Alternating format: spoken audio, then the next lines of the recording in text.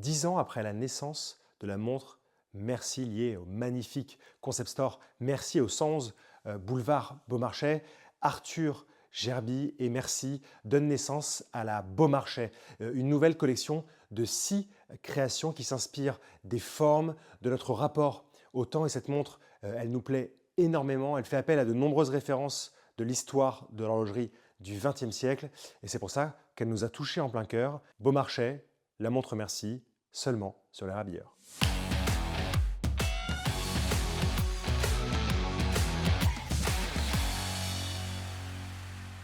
Vous le savez, chez les Rabilleurs, on aime évidemment à la fois les histoires de montres, on aime les caractéristiques techniques des montres pures et dures, et on aime aussi les histoires des humains qui se cachent derrière les montres. Et je m'en souviens très très bien, je venais à peine d'arriver chez les Rabilleurs, et en 2016, on avait nos amis de chez Merci, donc Arthur Gerby et Jules Mény Deschamps, qui est un architecte de talent, qui avait imaginé au sein de Merci présenter des instruments, et en particulier la montre avait été choisie parce que les deux protagonistes dans cette histoire aiment profondément les montres, en plus d'énormément d'objets qu'ils arrivent à collecter dans le quotidien et qu'on retrouve dans l'ADN de Merci. Et on voyait la naissance, la production des montres Merci en 2017. On avait d'ailleurs le plaisir de vous en parler au sein du magazine Les Rabilleurs. Et même en 2019, un peu plus tardivement, on avait eu notre ami de cœur Jules Mény Deschamps qui nous avait fait l'honneur d'un podcast. Je vous remets le lien juste ici parce que ça valait vraiment le détour. Vous comprendrez aussi un peu mieux tout ce qui va inspirer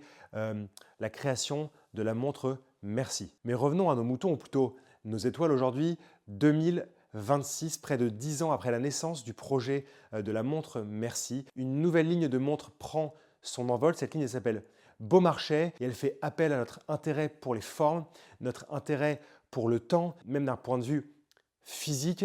J'ai vraiment un immense plaisir à vous en parler aujourd'hui. Les 6 nouvelles créations Beaumarchais se différencient seulement par rapport à leur cadran. Disons, les caractéristiques techniques et les caractéristiques de proportion et de boîtier sont les mêmes. Ces boîtiers, je les aime énormément parce que pour tout amateur d'horlogerie, de montres, bracelets du XXe siècle, ça va faire appel à différents moments très importants de ce siècle horloger tout à fait exceptionnel. Tout d'abord, évidemment, et on voit un peu loin, toute la période horlogère art déco un peu incroyable, folle et stupéfiante des années 1930, où que ce soit en France ou aux États-Unis, on va retrouver comme ça des formes très géométriques, un peu dingues. Alors évidemment, ça va plutôt s'exprimer dans le côté architectural de la mouvance art déco, après évidemment l'exposition de 1925. Le fait d'avoir comme ça cette lunette octogonale qui repose sur un cercle qui a été poli, le tout sur un boîtier où il y a vraiment un plat brossé qui est prononcé, ensuite une descente vers les cornes. Il y a une inspiration évidemment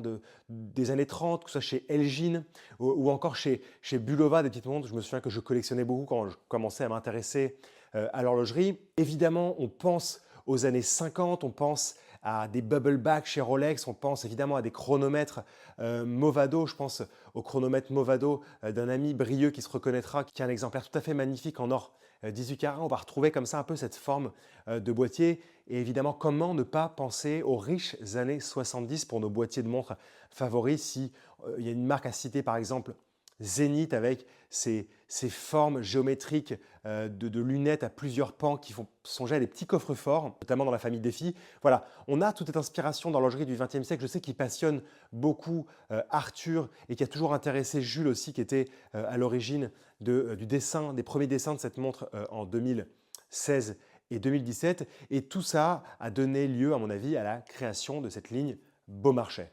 Pour le boîtier, il est tout à fait portable. 36 mm de diamètre, 10 mm d'épaisseur et gros coup de cœur, un fond vissé. Je sais que nombre d'entre nous, et en particulier ceux qui commencent dans l'horlogerie ou ceux qui ont des calibres exceptionnels dans leur montre, aiment bien voir à travers un fond saphir leurs mouvements, les anglages, les côtes de Genève, etc. et surtout les mouvements du balancier et si c'est le cas de la masse oscillante.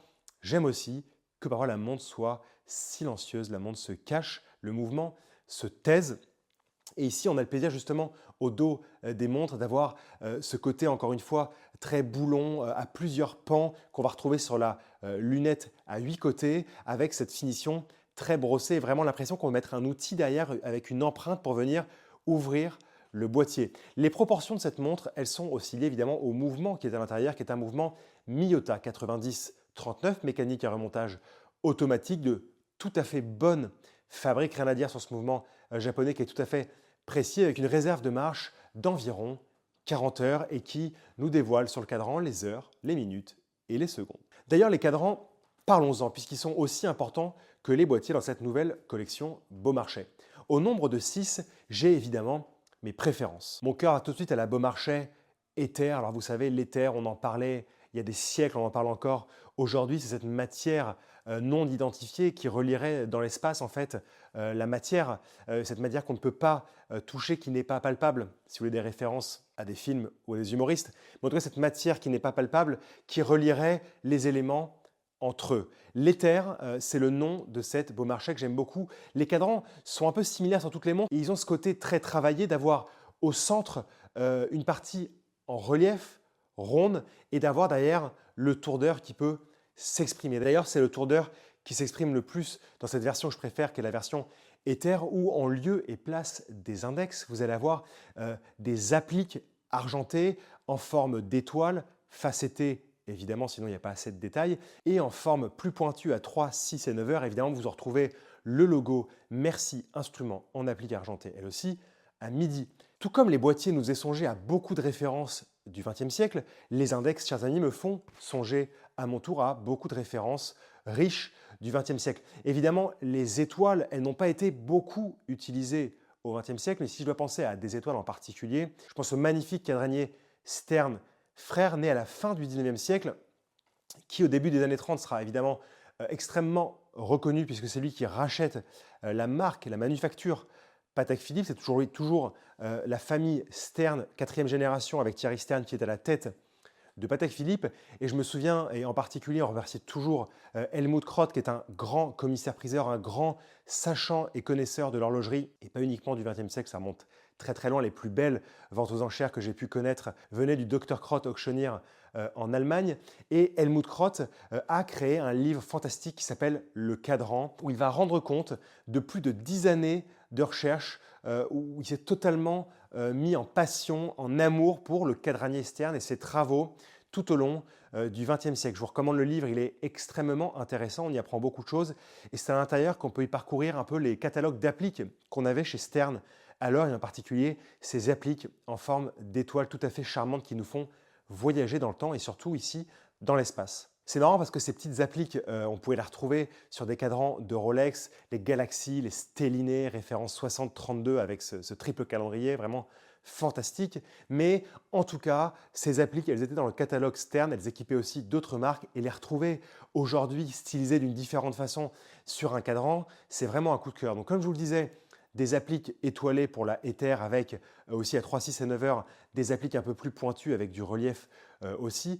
Bref, tout ça, c'est un langage stylistique, un langage de détail qu'on va retrouver sur la Éther, qu'on va retrouver aussi sur la Singularis, qui est un cadran qui est davantage noir, alors que le cadran de la Éther est plus bleu et fait songer un peu au ciel qu'on peut voir tous les jours quand il fait beau, qui est juste la couleur en fait du spectre lumineux spatial. Et cet ensemble caractérise vraiment bien la nouvelle collection Beaumarchais. Mais aussi pour les personnes qui aiment davantage les cadrans les plus classiques, on a la Auguste, parce que vous n'êtes pas sans savoir que Pierre-Augustin Caron de Beaumarchais était horloger avant d'être écrivain. Et Merci a voulu lui rendre hommage avec ce cadran classique. On va retrouver des chiffres romains en décalque noir pour les index des heures. Des index qui sont d'ailleurs vraiment volumineux, c'est-à-dire qui ont vraiment, limite comme s'il y avait eu vraiment la dose de matière qui avait été apposée sur le cadran. Et pour aller de concert avec ces index chiffres romains en décalque noir, on va retrouver un cadran plutôt argenté avec différentes tonalités de gris et différentes finitions de gris entre le centre toujours en relief et le tour d'heure. La minuterie, chers amis, n'a pas été laissée au hasard. Elle présente une finition azurée, souvent une finition qu'on retrouve dans les sous-compteurs des montres, en particulier pour les chronographes. Vous avez cette finition avec de fines rainures qui fait songer un petit peu à un disque vinyle. On a donc cette minuterie avec de fins traits noirs, avec cette finition azurée. Ensuite, on va tomber sur le tour d'heure qui va s'habiller d'index un peu fou et différent selon les 6 montres de la collection. Et ensuite, au centre, vraiment cette esplanade, j'ai envie de dire, ronde, que viennent traverser les belles aiguilles glaive qui sont, selon les modèles, polies ou brossée, et la seconde centrale qui fait son travail de seconde centrale à merveille. Je vais finir avec 3 choses, chers amis. La première, c'est que vous avez une étanchéité sur cette montre à 10 bars, sur l'équivalent de 100 mètres, ce qui permet tout de même, et ici sans couronne vissée, d'aller prendre un bain sans trop d'inquiétude. Ça, c'est la première chose. C'est une montre qui est jolie, qui est stylistiquement intéressante et qui fait appel à plein de références du riche passé horloger du XXe siècle, mais c'est une montre qui est aussi un peu une montre-outil, et ça dans l'esprit de la première et des premières montres Merci de 2017. Elle est donc étanche. Deuxièmement, cette montre est assemblée et contrôlée à Besançon. Toujours le fait d'avoir de l'assemblage en France, c'est important de le mentionner, même si ici, la montre n'est pas une vraie made in France et la montre n'est pas une Swiss made non plus, surtout par rapport à son mouvement japonais. Et enfin, chers amis, la montre se termine avec un bracelet en cordovan qui va, selon les tonalités proposées, être en noir, en marron ou en bleu. C'est un bracelet en shell cordovan, donc cuir particulier de la partie arrière du cheval, qui est connu pour sa brillance, connu pour sa durabilité et sa force. C'est un détail qu'on aime beaucoup ici. Ce n'est pas un petit détail, ça vient finir la montre de la plus belle des façons. Ça n'a pas été négligé et vous avez une petite boucle ardillon tout à fait simple avec le logo de Merci Instruments. Tout ça pour le prix de 470 €. Un prix qui est à mon sens tout à fait respectable pour une montre de cette qualité, à la fois une recherche stylistique sur le boîtier, des finitions alternant poli et brossé qui sont très bien faites, même en prenant la loupe, vraiment les finitions sont parfaites. Un mouvement japonais automatique tout à fait honorable à l'intérieur, des cadrans avec de très très beaux détails, un bracelet en shell cordovan.